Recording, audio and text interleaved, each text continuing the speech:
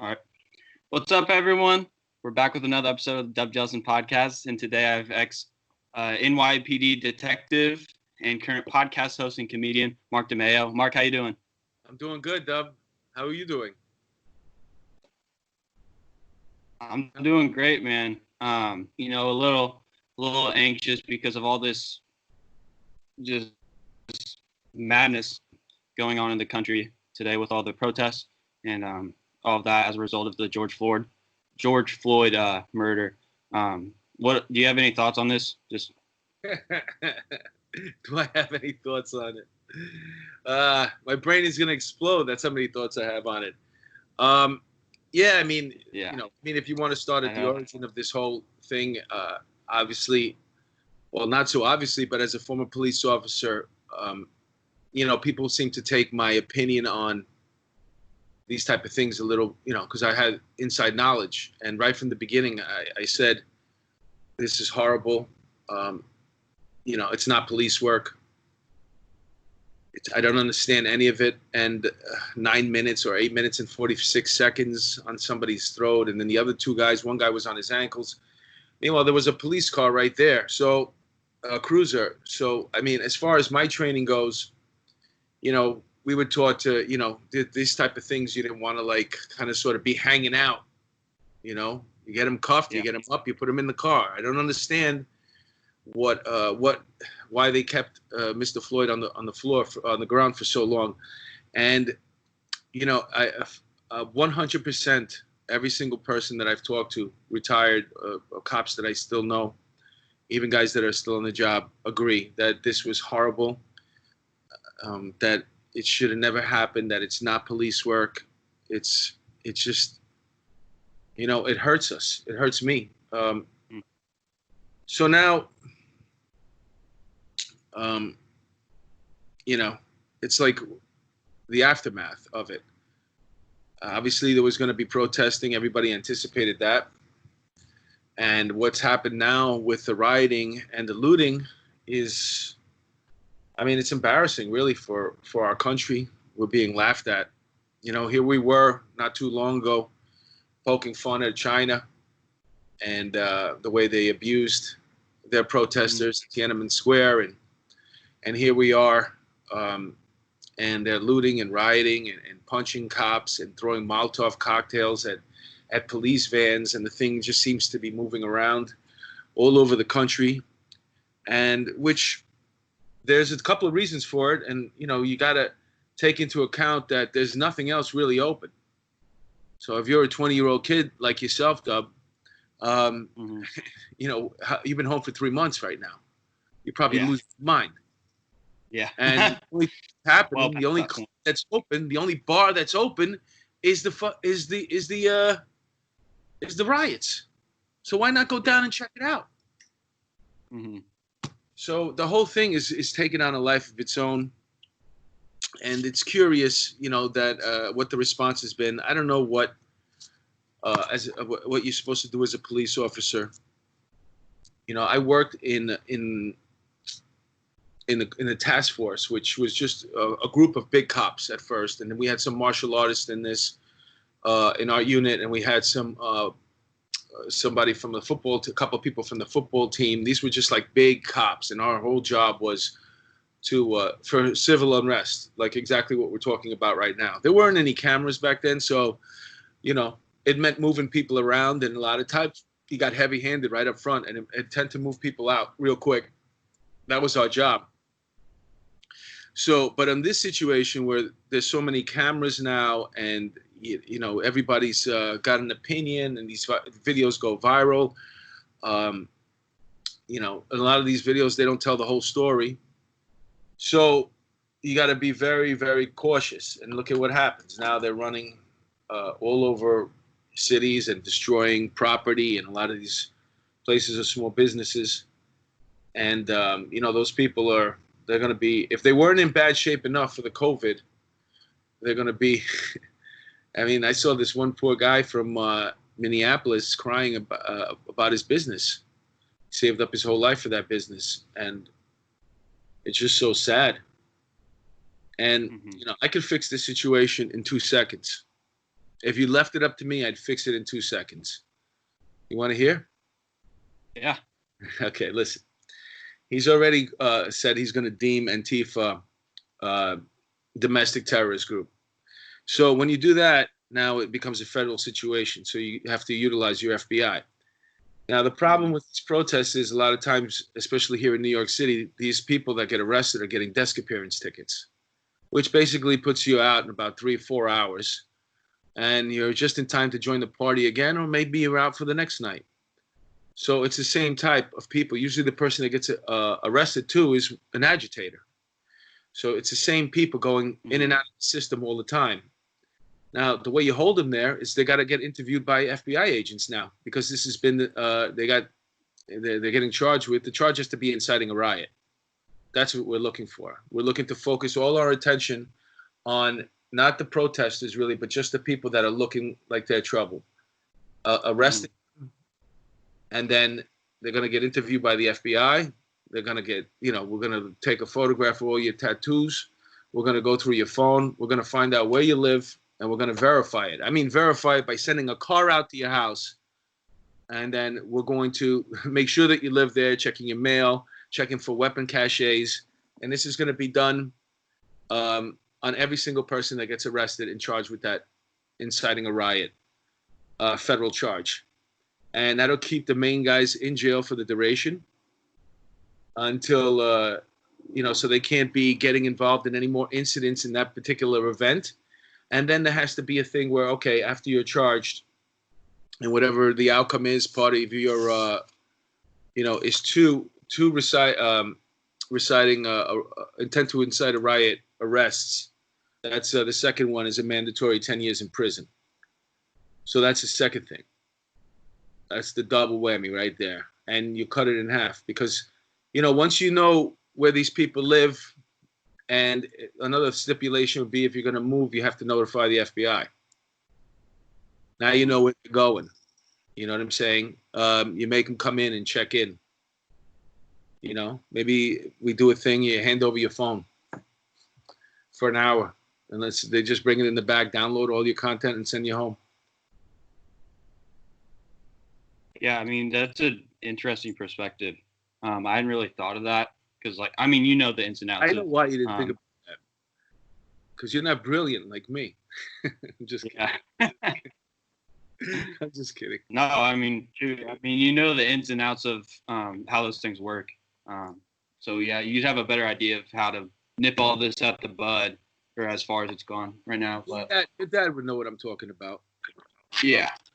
Sure. But that's the type of measures. And I think maybe, because I'm always trying to see things from a bird's eye view, I think maybe the reason why, the federal government has let it go on so long is, number one, they want to show the incompetence of the mayors and the governors in these particular states where it's popping off. And the second thing is because you wanted to get to that magnitude where we can show you why the government is taking these steps. So we can tally up the numbers and say, 3,000 businesses across the country were destroyed, doing this much damage by this terrorist group. So now this is what we're going to do. And it seems justified the same way right after 9/11. The United States put it into, we took away basically all the rights that these people had. They didn't have a right to their lawyer. They didn't have a right to anything, until we were done with them.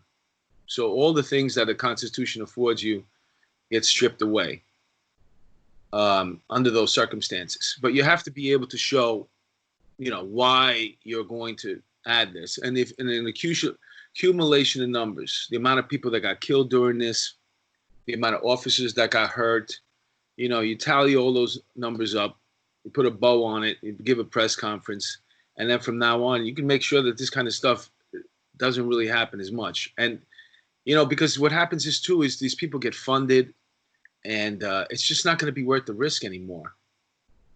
Mm-hmm. Like right now, they get lawyers. If you're part of that group and you get arrested, they put the phone number right here. A lot of times when Well, that's at every protest. Whenever you get arrested, they put the phone numbers right here of who calls, and that's a protest move, But I'm talking about something completely different. I'm not talking about protesting. I'm talking about the rioting, the looting. The destruction of property. Most people setting fires.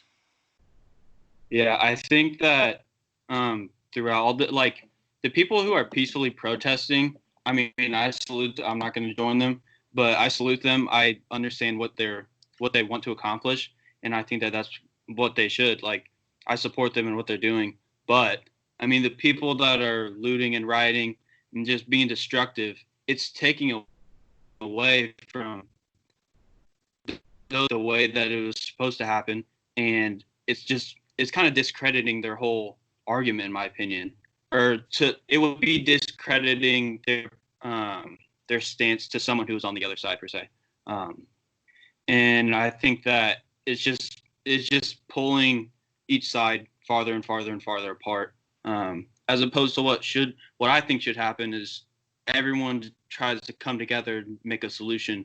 I mean, I haven't heard of one thing where someone was reaching out to a senator or something of that nature to try to create a solution to this. They're just protesting or rioting or looting. So I don't know. I mean, like you said, there's 1,000 different things that are going through my head right now, and it kind of breaks my heart to see all this just negativity in the world right now. Yeah, it's a pretty scary place right now. It's just so. There was a point I heard you make, and I agree with it. Just trying to think about what you said again. Well, I mean, I want to make that perfectly clear that I'm not talking about people protesting. I mean, I've never been a protesting person even before I became a cop. It's just not something I do.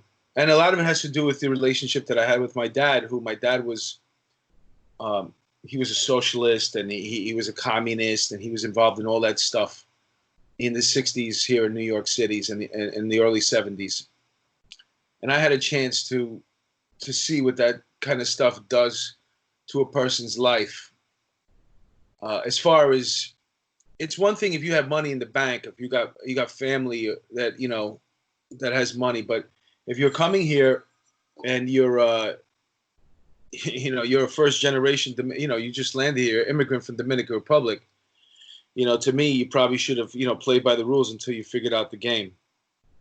And what's going to happen too right now, like the destination that we're heading in, by just giving you an idea of how the government works and how they're going to come up with this watch list now. And that's a pretty, all the people that make the watch list, their lives are pretty much destroyed because you can't get a job anywhere. Nobody, oh my God. Sorry. Oh, you're good. I'm sorry. I thought I put it on. Yeah, so all the people that make this watch list, their lives are ruined. I can tell you from firsthand experience because so my dad went through. You got a roof over your head now. You're not going to be able to. Sky's not the limit anymore. Because anytime somebody wants to hire you, you're going to have to explain why you're on a federal watch list. You know what I'm saying? Mm-hmm. Yeah. Why don't I just go with somebody else, really? Yeah. Or so that's where my thing with the protesting is. But obviously, if that's something that you do, and I get it, man, go out. I don't have a problem with it. I worked a lot of different protests, and the protests I used to work back in the day, some of it really had nothing to do with, it was, the anti-abortion against the right to lifers, and then, stuff like that, things from when I was in the job.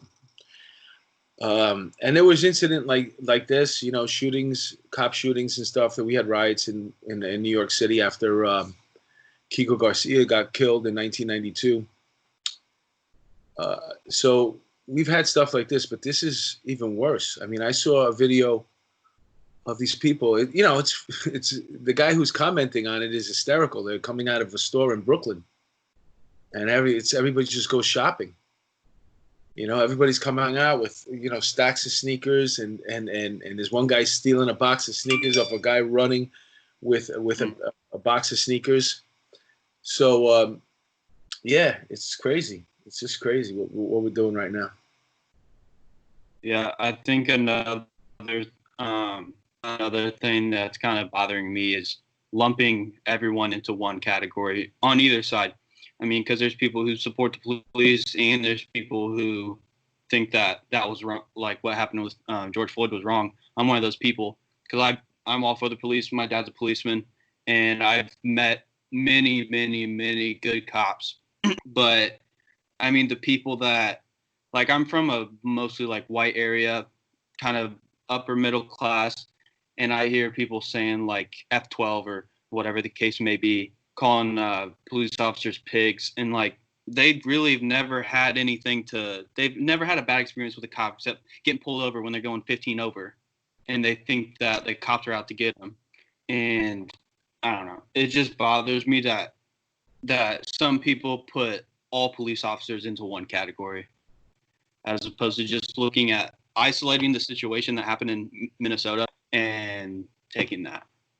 I think a lot of it has to do with being like wanting to be just part of it, involved, or coming up with something stupid to say. So you have a post to put on your stupid social media page.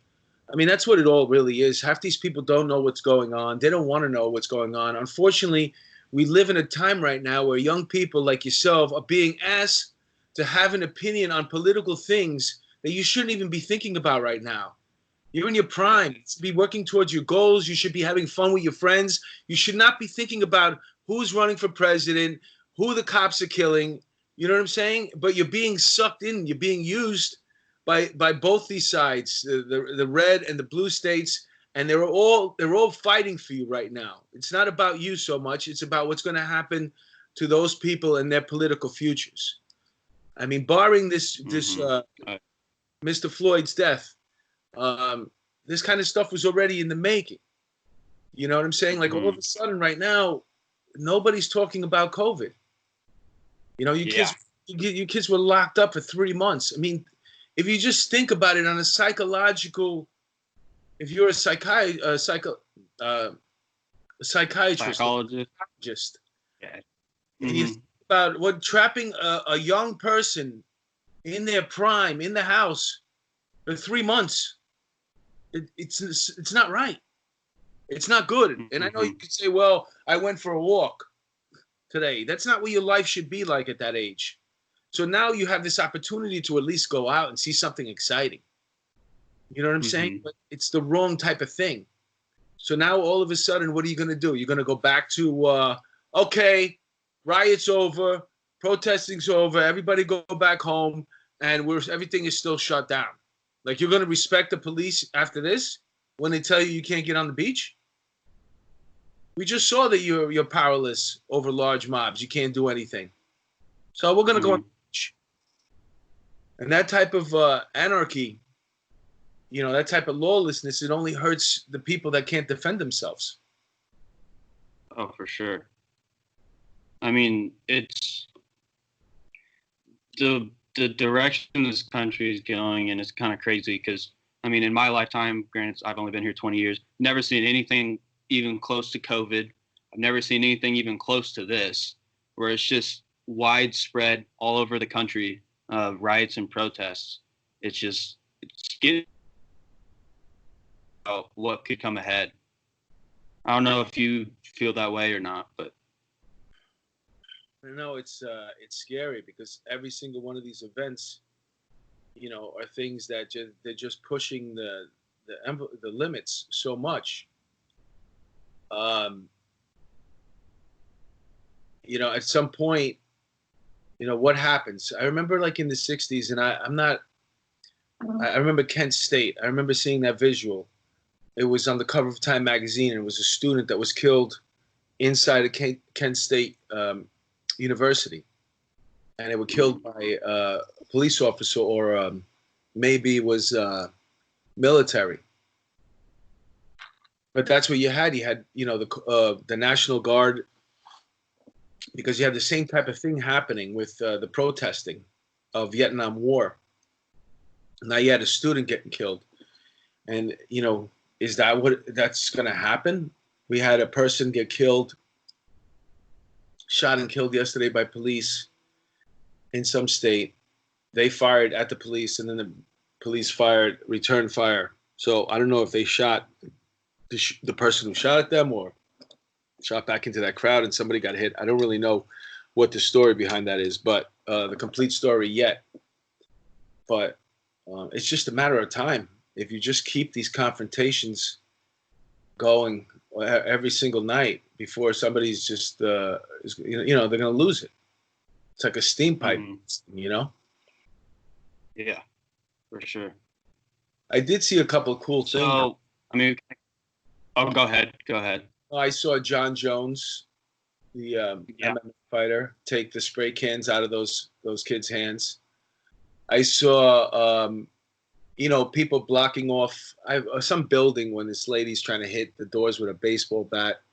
And these were the local residents, but plus the police guarding this door. I don't know what the outcome of that was. I saw some guy was destroying, it looked like a sidewalk or something, and then he got jumped they all attacked him and handed him over to the police. So I think everybody is starting to come in agreement with these people that look like they're blending in with this protest. They're not really doing anything remotely close to what you're doing. Yeah. You're to honor a man who was murdered by the police. And, these people are there with a total other mission.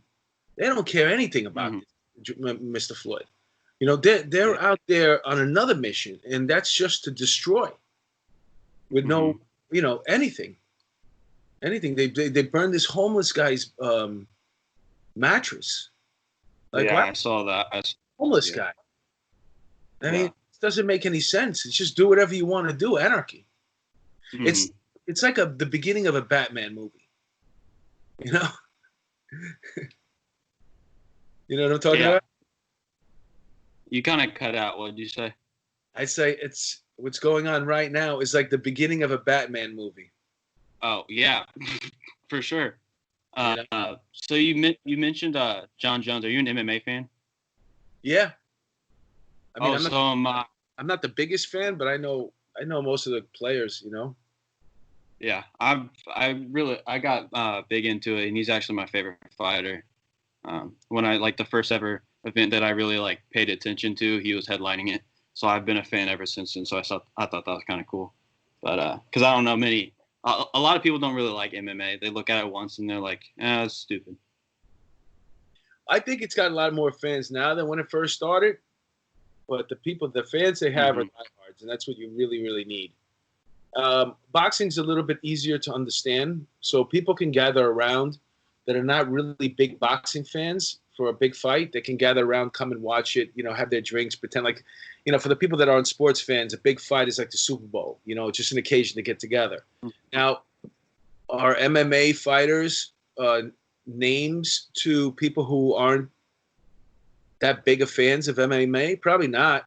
So you'd have to have a really the one guy is no, I can't think of his name. The Irish guy with the tattoo on his chest. That's the biggest name that you got. Yeah, yeah.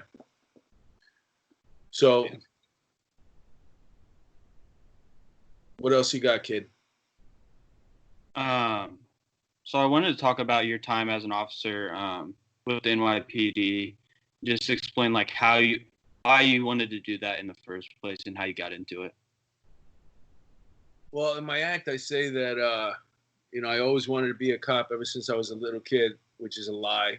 I got a 700 on my SAT, so my options were very limited. I spent 5 years in a 2-year college, and then it was time to meet the real world. So at some point, somebody who, cared enough to give me a little bit of advice said, "Hey, stupid, why don't you take all the city tests?" And I was like, okay. And I did. So, there's people, for some people, it's a calling. They always wanted to be, a cop. I didn't really think about it too much. I was busy being a kid. And then I was busy being a kid for too long. So finally, now here I am, a couple of years older than you. And I'm getting married because that's what you did back then. Got married at 22, so you gotta get a job. So that's introduction to like the real world, and then you're figuring, well, why don't I get a job that has like a retirement, the time where I can quit and they'd still give me money, which is what I did. Yeah. I took the city test, I took the fireman test, I took this Suffolk County, which is another police department here in New York, Long Island. I took that test. I took the state trooper test, but the NYPD was the first one that called, so I went with them. And it's a great job. It's a great job. I loved it. I think for a young guy to be trapped, for me anyway, it's like I look at sitting in a cubicle, on my ass the whole day. Like I would feel like I'm choking. Yeah. I was out in the street, knocking down doors, getting bad guys. You know what I'm saying? In the elements. When it's cold, I'm cold. When it's hot outside, I'm sweating. You know what I'm saying? But I'm feeling the elements. As a young person, you need that fresh air, man. You need to get out there. Your adrenaline's pumping. To me, that was exciting, And even though some of it was scary, it was still exciting. I'd rather be scared that somebody, this sounds stupid, but that this guy might, shoot me than I didn't get my fucking reports up to date.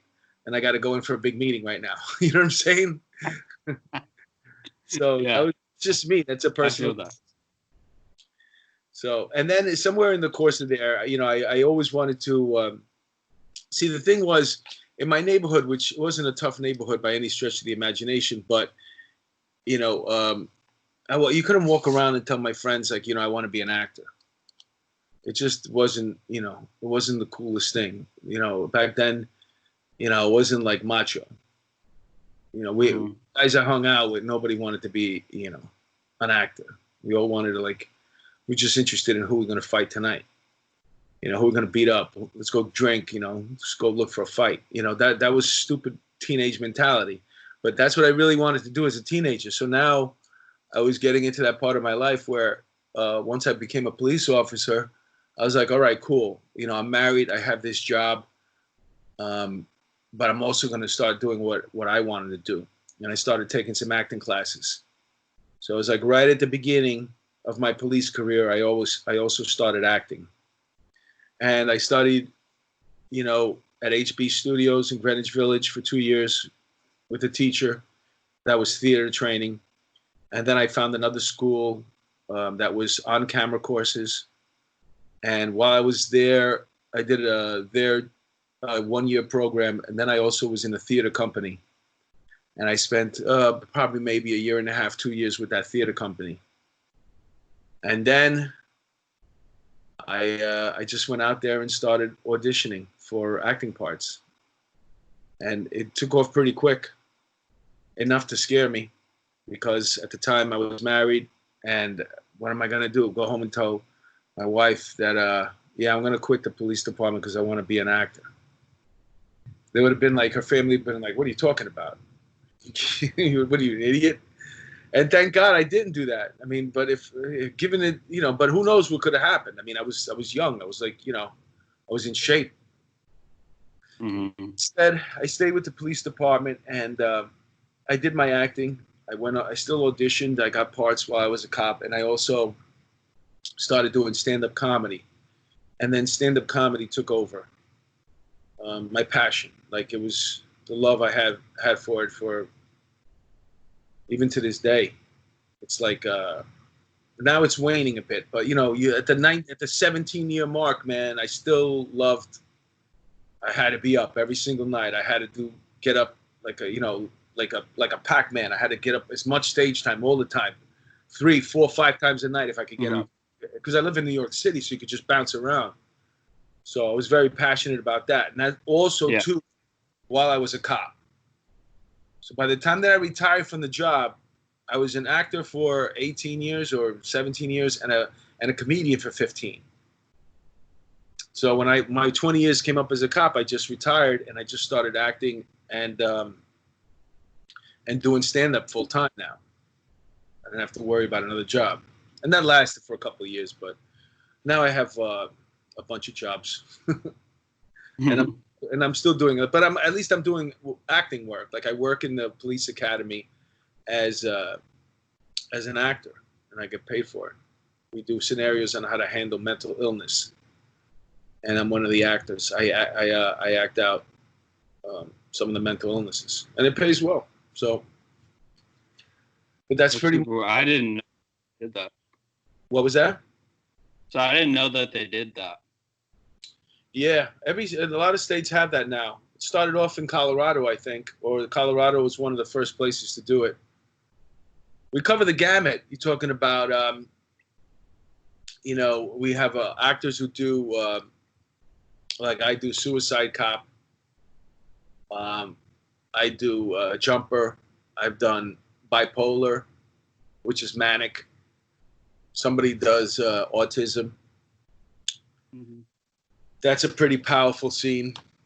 There's a scene for almost dementia. Is another scene that we do. I've done that one, and they're interesting. And I've been doing that for like 5 years maybe, since I retired. Really, pretty cool. Mm-hmm. So I want to get back to kind of your experiences as an officer in New York City. So what different types of things did you do for the department, and what, if you can share any stories about those times? Well, I told you earlier that I worked in the task force. So that was like my first couple of years, and that was a great place to work. Once again, we're young, and we used to go out after work. Sometimes if nobody was looking to collar up, which was make an arrest that night, we take lost time, and we get 4 or 5 of us go out to some club or some bar, and it was just the best time of my just a great time, and then. Because I got into, remember I was telling you about the acting, the theater company. Now I wasn't studying acting more where I could work at night. Now I needed to work during the day so I could be in the theater company at night. So I needed a place to work day. So I started doing warrants. Mm-hmm. And I got picked up at some point by the warrant squad, which was in the detective bureau. So now I was on the path to get my detective shield. And I worked in the warrant squad as detective for about 3 years. And that was a great time. I mean, that was the best time ever because the whole thing of it is just so much fun. It's all the things that I enjoyed about police work, the cat and mouse, trying to find somebody, where they laying at. You know what I'm saying? You really got like, what was it? Ernest Hemingway, I think he had a saying. It says, the way I say it is, once you hunt humans, you'll never hunt a deer again. You get it? Once you hunt humans, you'll never hunt a deer again. It's there's nothing like hunting a human. Yeah. You know what I'm addicted to. Mm-hmm. Yeah, rush. Like you want to get them on the first try. You don't want to have to keep chasing this person around. So you got to kind of sort of figure everything out in the computer, ask a couple questions here and there, and what time they come here and there, and then boom. Spring up, get him, grab him, body snatches. So that was a great time. And then things really, they sucked for a while because what happened was we had a new police commissioner, and he wanted to, we were running low on detectives in the actual precinct detective squad. So every certain amount of area has a precinct, and those precinct cops, they do patrol in that precinct. And then upstairs, usually detective squads are upstairs on the second floor. That's where the detectives are. So if the cops in that precinct don't catch somebody who's committed a felony, that case goes up to the squad, and then we investigate it. So I was a detective in the squad then for like 5 more years after that. After I had it, we all left. Not just me, but it was a whole wave of people out of warrants and into detective squads.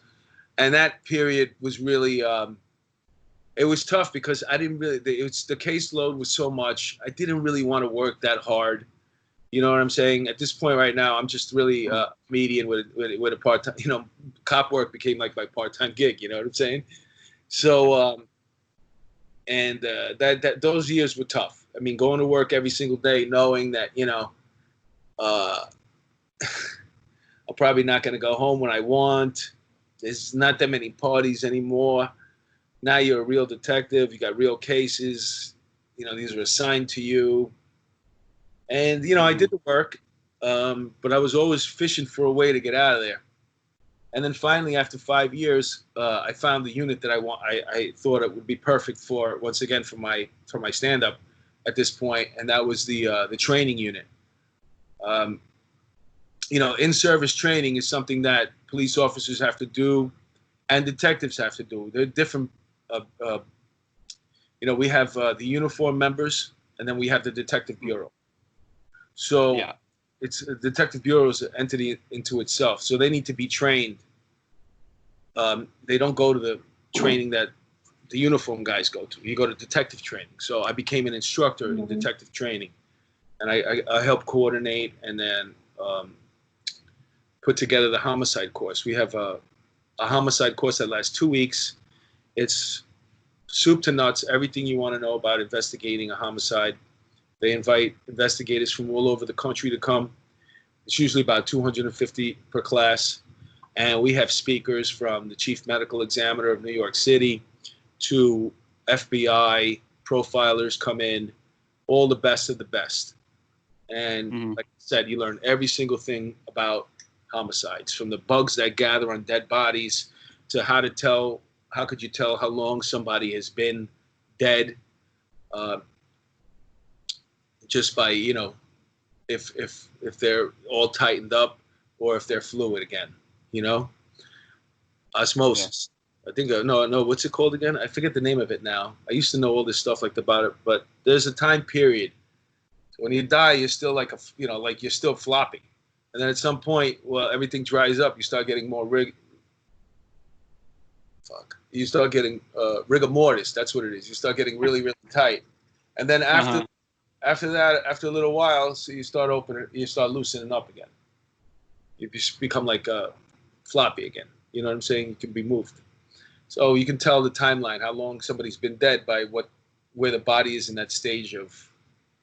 That's one of the things you learn. You learn gunshot wounds, first bullet, stab wounds, you name it. Ligatures, marks around the neck, if somebody got strangled, if somebody's body has been moved, how do you tell that? Where does the blood settle in? You learn all these different things, and it's really, really interesting. And then I spent 5 years, and then I hit my 20. And at that point right now, I'm a grown man, I have kids, there's not really much going out anymore. And now I have this comedy thing, that's when I'm going out. And I'm pretty much a full-time comic at that point too. So that pretty much sums it up. Yeah. So how, when you finally retired, I know you had a bit about when you saw one of your former partners. You said that you were smoking pot now that you left the force. Did you kind of feel like free after you retired? Yeah. More relaxed in a sense? I think there's definitely a time there where you start thinking about living in your bubble. Because when you're a cop, a lot of your day is spent talking about who got shot or who got raped or who, just shitty stuff. You know what I'm saying? And, I didn't want to talk about that stuff anymore. It eats up too much of your mind. I wanted to just forget. I wanted to be like everybody else, not going somewhere and, having to have my back, my facing the door when I go out to eat, which I still do, by the way. But, just be able to chill and relax and not always be on point. I wanted to live in my bubble. So once I started getting that thought in my head, I couldn't wait. I was counting the days until I could retire. And one of them, which meant kind of sort of being normal again, was to partake in, in marijuana from time to time, if I chose to as an adult. And so it's, listen, it's fun. It's fun. I'm not gonna lie, and I really think that it would loosen if we could just make it legal, around the country, and if we could just, like, for example, I think cops should have to smoke it. And I'm talking about on duty, like while they're working, they should be burning blunt in the ashtray or a pipe, depending on how you want to smoke it, all day. You should stay stoned. I'm kidding, obviously. But it would make for a police departments. Yeah, it really would. You know what I'm saying? You probably get it like you probably wouldn't get beat up by the cops anymore, but you probably get one hell of a talking to. For like minor stuff, you got this stone cop sitting there telling you stories. They're like, listen, officer, man, I love the stories, but I've been here for 3 hours. Can you just give me the summons for the headlight? Let me go. Dude, you got to head out. So do you think that's why you got into comedy, to try to get away from your day job, I guess? I never thought about it that way. It wasn't something that I was conscious of. Maybe that is part of the reason why, was to break up to not get pulled in, sucked in. I was always trying not to get sucked in by that, because it could be, once you get sucked in, and then everybody's a perp. You know what I'm saying? There's guys like that. Everybody's a perp. Like any single perp, that guy's a piece of shit. He's a perp. What? How could everybody be a perp? You know what I'm saying? But that's the mindset that starts happening, when there's nobody good. So I didn't want that to happen. And, when I had the other world, the comedy world, those people are oblivious to, like, real life. You know what I'm saying? Most of them are like kids like your age. They see, they work at Starbucks. They got their notebook. They write all day. Then they run around to open mics at night. They don't know anything about life. They never faced anything yet. But I was kind of, I was a little bit older than when I first started, but I admired that freeness, not having to worry, or am I going to go to have to work at a riot tonight? A protest that turns into a riot. These cops that have to go through and work these things, every day they go, they're getting changed a little bit more. I was making fun of the police academy recruits that they have in there now. They all get a water bottle with their name on it. Like, really? Each one gets and it's given to you by the police academy, a water bottle. I'm like, when we went through the academy, there wasn't even water. We did a 3-mile run, and then there'd be 20 people waiting in line to suck out from a little water fountain. We had a water. You know what I'm saying? So I'm like, and they all just look like a lot of them like fat and out of shape. And I'm telling you, I guarantee you, if you talk to a lot of them, they see what's going on with the way we are right now. And they like, I want to make a difference. I want to be the cop who, shows people that we treat everybody equally, this, that, and the other. And then, we see what happens as a result. Of these people not being physically intimidating or being able to handle themselves. They get water thrown on them when they're walking by. Did you see those videos? What they were doing to the cops here in New York City, throwing water on them. So in my head, I'm like, you see, this is why you need some type of, there has to be, there's a certain person that becomes a cop. You know what I'm saying? You have to be a little tough. You have to have a little back. But I'll tell you what. This thing, what's going on right now, that same soft cop that was, didn't want to deal with nothing. If he didn't go home the first day, he's there a second day now. That's a different cop, man. Each day he's standing up a little bit more straight, until by the third day he's like this. What's up? I'm ready. Because you realize these people that are here, okay, these are my support system. Those people are not. They don't know that I'm an educator, that I'm always on the social justice tip whenever I can. They don't give a shit. I'm wearing my blue uniform right now. I represent the government, and now I'm going to get hit in the head with a brick. So that brick in the head, that is going to knock a lot of this community policing right out of these cops' heads, because they realize it's us against them, and that's it. And that's the way they see us. And it's a shame And these cops, they're much tougher today than they were 2 days ago. The ones that are having to deal with this stuff, and each day they change a little bit more. Yeah. Not for the better either. I'd have to agree. Yeah, I mean, I'd have to agree. I saw some videos, and it looked like, I mean, obviously you don't get to see what all led up to it, but the way they cut it up, it appeared to be police officers just being unnecessarily rough with people that are just kind of standing there. And I think that part of that's like the editing of the videos and people not sharing the whole story. And then another part of that is just, like you said, them being fed up. Look at Occupy Wall with Street. Everything that's, you probably don't even remember Occupy Wall Street because you were probably like, I don't know, 11, 12 years old. But it was a big protest downtown in Manhattan, and it had to do with the bankers. It was over the sublime mortgages, and there was a crash of the stock market. I think that was part of it. But whatever happened was the whole country was fed up with these bankers, you know, this 1%. Mm-hmm. And we're going to go down and protest Occupy Wall Street, it was called, until these bankers get arrested and indicted. And they came down there in full force, man. And it was the first day, you know, there's all these protests, and you could almost feel the bankers. you could feel the tension. They're starting to get nervous. We're talking about the richest people, and they're coming after them, these mobs. They want blood.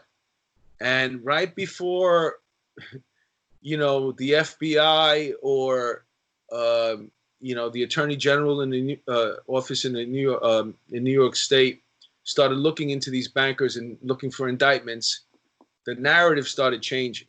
We weren't focusing anymore on these bankers because we had these, just like now, these agitators running through the crowds and moving the protest and causing, you know, disturbances greater and greater as the day went on.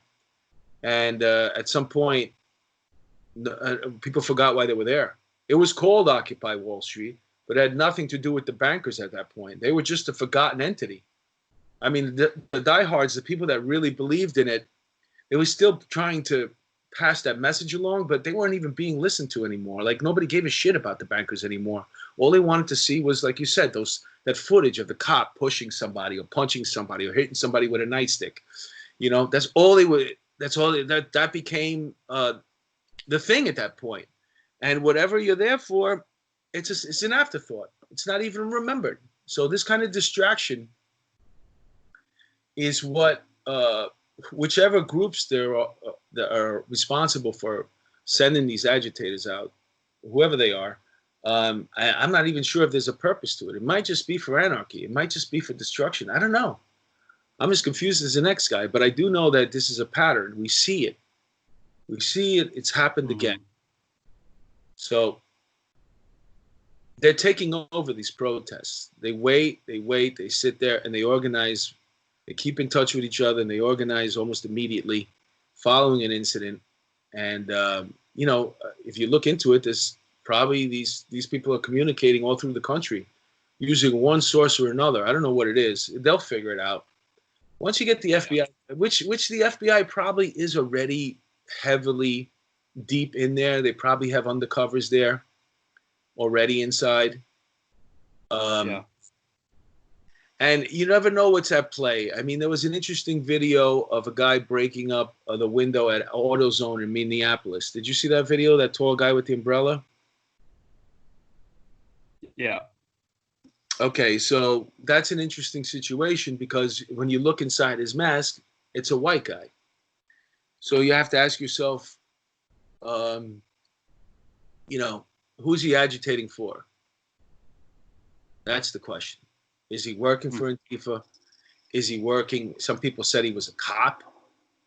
I saw one post that his ex-girlfriend said, yeah, that's him. But that story never gained any traction. The thing is with the confusion and not knowing what to believe, it's just it compounds the problem. Mm-hmm. It's not only it's so much you don't know what's going on, but then the information that you're getting back is bad too. So that they're using it to I don't know for what's the purpose, but at some point I think we've reached a point right now where you can put together this little package, put a bow on it, present it to the American people and say, listen, the federal government is going to take these people down, stand back, and we're going to be able to use federal laws to go after them. And if you don't believe that's possible, look at the mafia in this country. They got hit with the RICO Act. The RICO Act basically put the mafia out of business. They figure out a way to do it. All you got to do is charge, say that you're the head of something, and every single person that's under you can go under one blanket. All you need is 3 major felonies. You can put that together in a whole crew. One guy did this, and you're the organizer. Boom, RICO Act, 15 people in prison for life, no parole. So that's what these people, and I saw this story about this lawyer who threw a Molotov cocktail. It was the driver in a car with another lawyer threw a Molotov cocktail at a van here in the city. And I'm wondering, wow. I mean, this guy's fresh out of law school, maybe for a year now, got a job at a firm. And you say, man, this guy's going through, think of the lengths that this guy's going through to avoid paying his student loans. You know what I'm saying? Yeah. Did you get that? You didn't get that. No, it probably went over my head. Well, it was a student loan joke. Like, this guy threw a Molotov cocktail. He's going to go to prison right now. It's a federal crime. You're getting charged with murder or attempted murder on 4 police officers. I don't care. You could have the greatest lawyer in the world. It's going to drag. It's not going to go away. Your lawyering right now is temporarily on hold. If you get a license back in the future, I don't know. But you're definitely probably going to have to do some time. Yeah. And then so things just keep getting more and more interesting, man. Yeah, it's a really confusing time for a lot of people.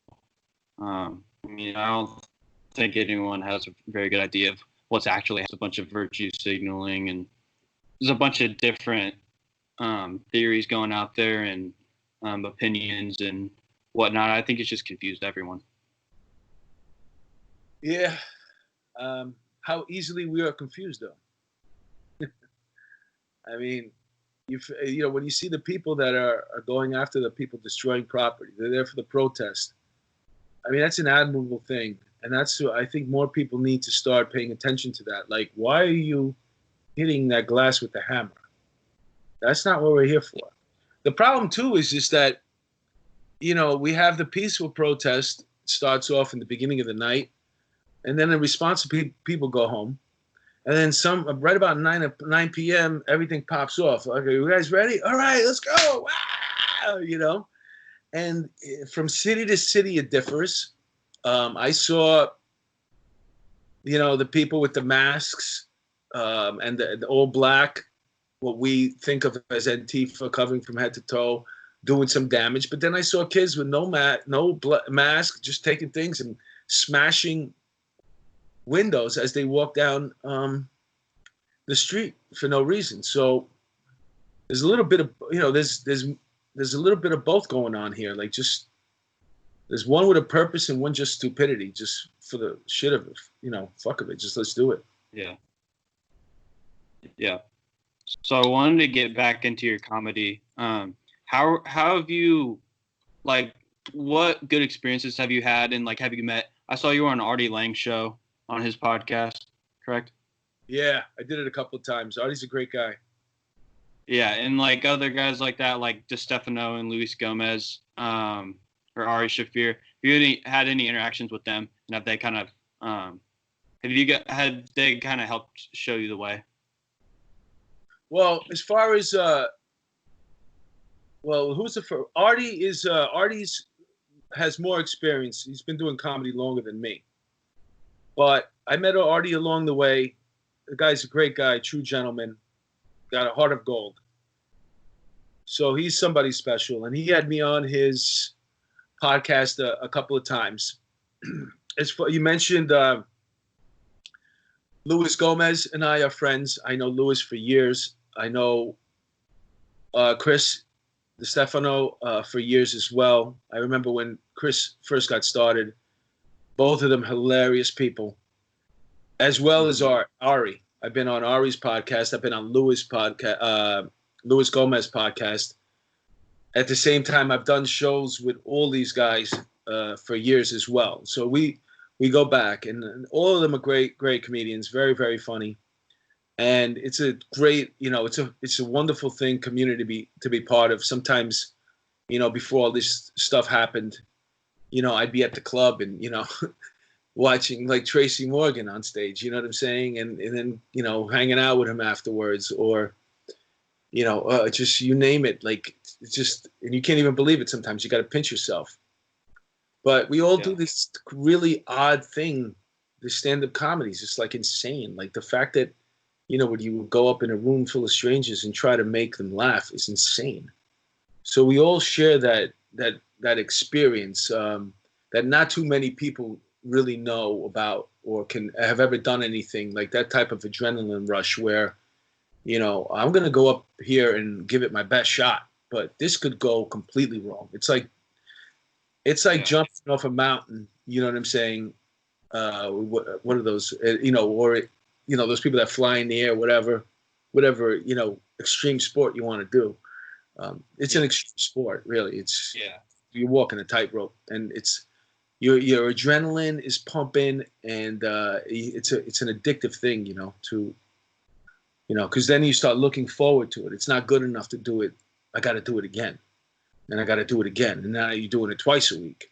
Now you got 3 open mics a week, and now you're every night of the week you got 2, and now you're doing 3-4 spots a night, 5 nights a week.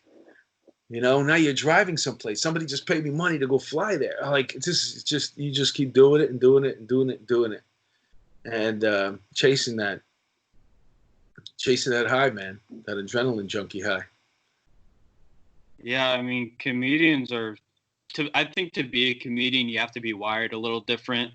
Like all you guys are out there. All you guys say whatever the hell you want to do.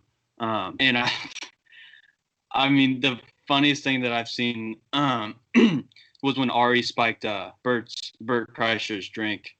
Did you see that? Oh yeah, where he put a tab in like Molly. Yeah, Molly. Oh really? Yeah. Something like that. It was like before he was flying home or something. But yeah, I mean, comedians, you guys are all just wired differently. You guys just work a different way than. Yeah, it's you don't realize what you were around all the time. I work part-time as a concierge in a building, and I'm always like, just questioning like this person, like you can't say hello, or like you never talk, you're so quiet, like no personality. I mean, yeah, sure, you're smarter than me, maybe you make more money, but. And then I realized, what? I'm comparing some of these people to the people I hang out with, which are the most extroverted people on the planet. We've all gathered here in New York City. We hang out together every night. We rip each other to shreds. We have fun. So over the top people. So, your brain is always thinking about funny. Your brain is always thinking about being over the top. So now you can't compare regular people to these people. You know what I'm saying? Mm-hmm. So I constantly have to remind myself that, all right, listen, you hang out with a special group of people. Not everybody's like that. Yeah. So talk a little bit about how comedy kind of transitioned into you doing a podcast. Because that's how I heard of you, was Police Off the Cuff, because my mom listens to you guys every day. She fucking loves it. Well, podcasts have been around for a while. Not most people don't know how long podcasts have been around. But I recall was when Howard Stern was going off the air, going to Sirius Radio. That station, the 92.3 K-Rock, wherever he worked at, they were looking for replacement shows. So my friend Justin Silver was the personal trainer of one of the producers that worked at that radio station. So he knew that Justin was a comedian, And he goes, why don't you guys put together something and come in and audition for us? You never know. So Justin asked and my buddy Joey Gay, and we went through the process of trying to get a show on K-Rock. Well, in the end, after a couple of months, they passed on us. They went with another show, but they offered us a podcast. At the time, we didn't know a podcast. We were already getting lawyers thinking we were going to be on K-Rock. That's how sure we were that we were getting this deal. You know, we were ready to go. And in the end, last minute decision, they decided to go with the other group, which they didn't last long either. But so we were like, we don't want to do a podcast, but we not even thinking like, if you're not going to pay us, we're not going to do this. But that was the advent, and we're going back like years, and we would have been part of their farm system and probably rose to the ranks. That's what they were creating, like a farm system of on-air personalities they can go to. So we passed on that, which in hindsight, I'm sure we'd all agree we should have probably tried it out at least. But then a long time passes, and then all of a sudden, podcasts start popping up. You know, you had Robert Kelly with You Know What Man, and Luis Gomez, huge in podcasts. How many does he have going on at one time? You know, there's so many. Yeah. Friend Dante Nero has a great podcast called Man School. He was Beige Phillips doing that before that. So all these podcasts started popping up. So what happened was I was writing for a magazine. I was writing articles for this magazine called New York Natives. And I saw that they had outside bits, like they were going outside with a camera. So my mind starts racing. I want to go outside with a camera too. Plus I get a chance to make more money. So I said, hey, do you think I could produce a web series for you guys? Which I did. The first one I produced was it was boring, I would say. I mean, there's some episodes of it on YouTube, but we're sitting around and kind of doing this interview format. But then I said, let's get this thing on its feet. So we got the thing on its feet. We took it in the car. We used it was like Jerry Seinfeld, comedians in cars getting coffee, but this was like retired cops in New York City going to get food. So that's what we did, which was good.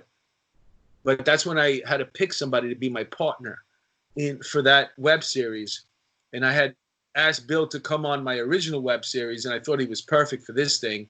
So I brought him along, and we had the opportunity to do like 4 episodes, and they were all pretty good. They're on YouTube.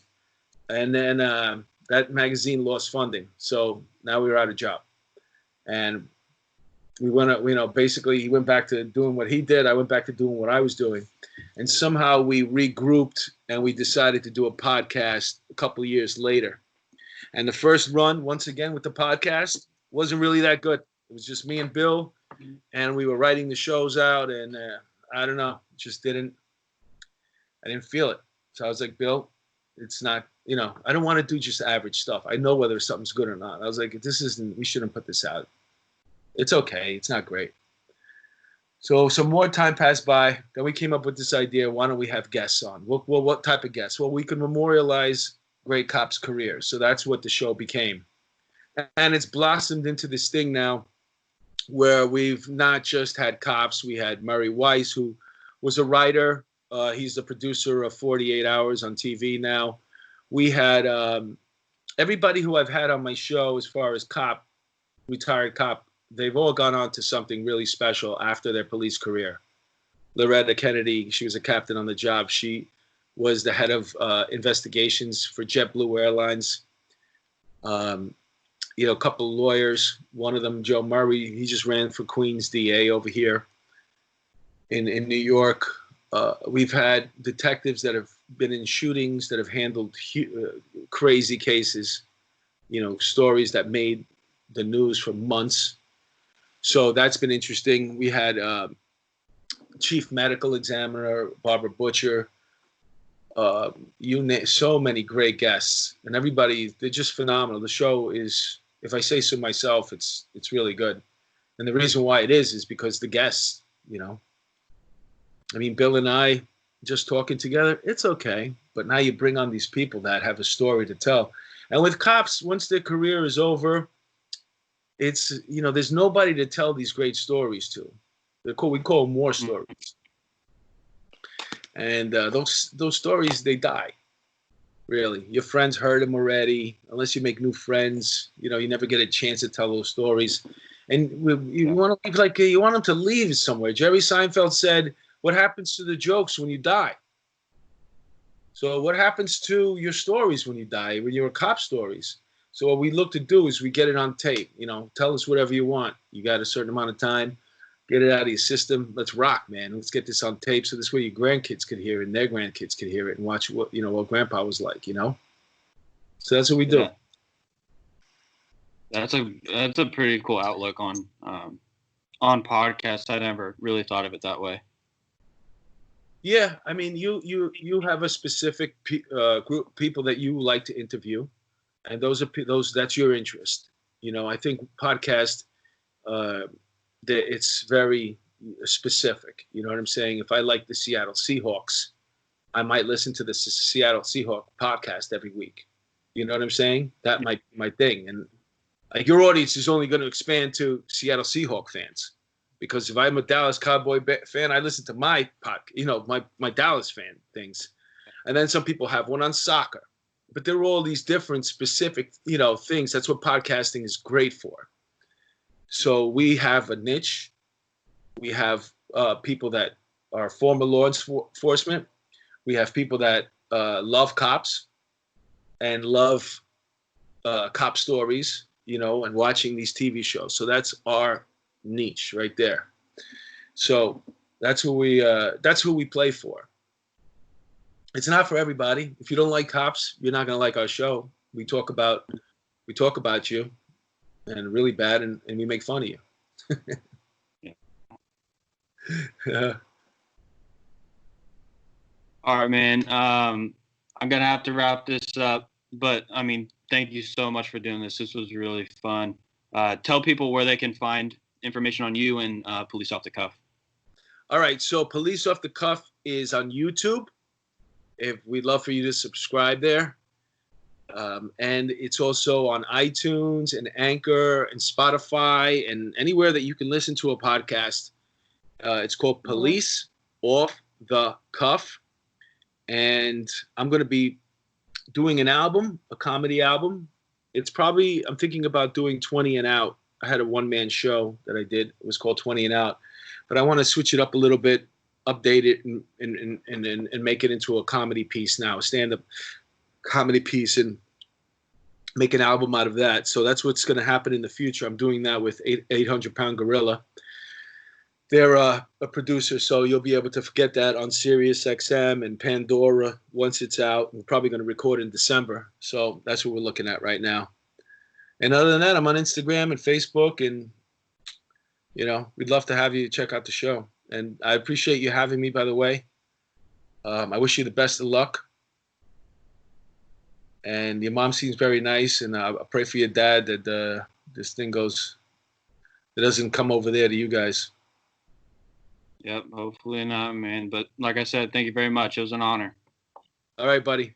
We'll talk again soon. Let me know when you're going to put it up. All right, for sure.